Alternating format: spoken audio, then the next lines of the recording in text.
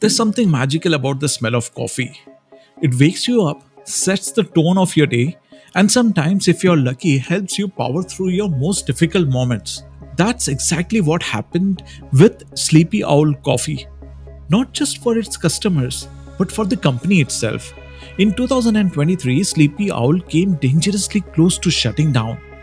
It wasn't a small hiccup, it was a full blown near death experience, the kind that leaves startups gasping for breath, desperate for a lifeline, and questioning every decision that brought them there. But this isn't a story about failure. This is about how three founders, Ajay Thandi, Ashwajit Singh, and Arman Sood, faced the abyss, stared down, and clawed their way back. And in the process, they may have brewed something even stronger than a coffee: resilience. Let's rewind a little. Sleepy Owl started in 2016 with a bold, almost rebellious idea: introduce India to cold brew coffee. At the time, this was a radically different proposition. While most Indians were loyal to their Nescafe and Brew, this trio from Delhi dared to say, here's something smoother, less acidic, less bitter. In a country used to quick fixes and hot milk coffee, they were introducing a 12 to 24 hour steep chilled product. And they weren't just launching a drink, they were trying to create whole new category. Initially it was tough. The company stayed bootstrapped because investors didn't quite get the vision. Who would buy a cold brew in a country of chai drinkers and instant coffee loyalists? But in 2018, their persistence paid off when DSG Consumer Partners came on board with a $500,000 in seed capital. That changed everything. Sleepy Owl was no longer a scrappy garage project. It became a brand. They expanded from cold brew into hot brew bags, ready to drink bottled coffee, and eventually instant coffee powder. Their revenue climbed steadily from 54 lakh rupees in 2017 and 18 to 21 crore rupees in 21-22. That's nearly 40x growth in just 4 years. But as is often the case with startups, that growth came with a hidden cost. 2022 was the year everything started to unravel. Facing rising competition from new age coffee brands like Rage, Colombian Brew, Buzilla, and Country Bean, not to mention the deep pockets of Nescafe and Brew, Sleepy Owl had to think fast. Their digital first model, which had worked brilliantly until then, was beginning to crack. Customer acquisition costs, which were under 200 rupees, had ballooned to 600 to 700 rupees per order. The math just didn't add up anymore. And so they pivoted. Sleepy Owl decided to go offline in a big way. They had dabbled with general trade in Delhi earlier and believed this was their path to sustainable growth.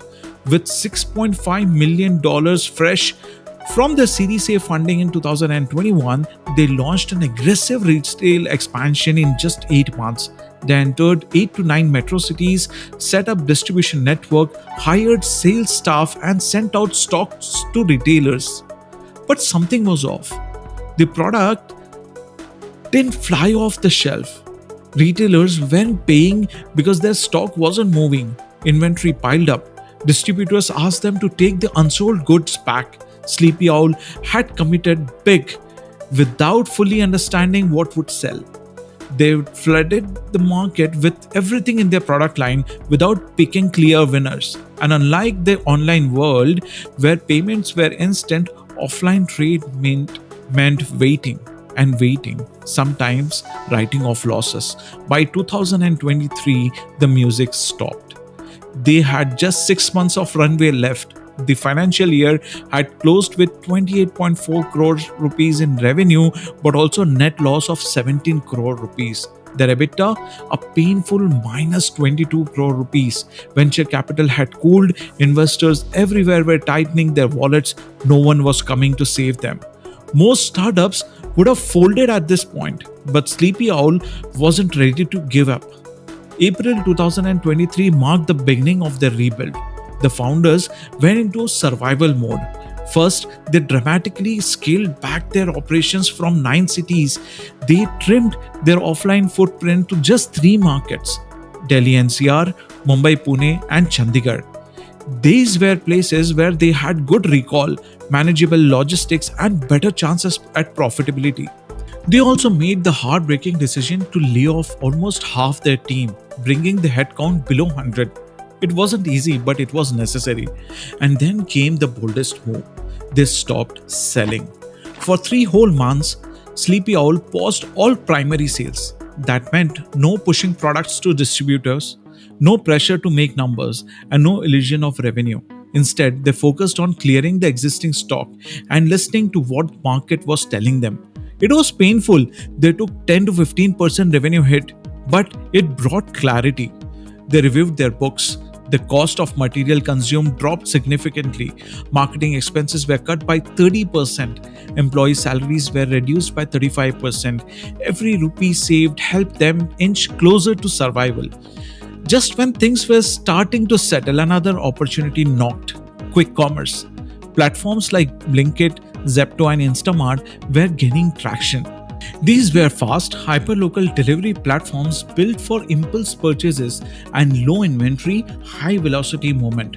For Sleepy Owl, it was a perfect match. They identified their top performing SKUs, just 10 to 15 products that accounted for almost 90% of their sales, and doubled down on them. The bet paid off.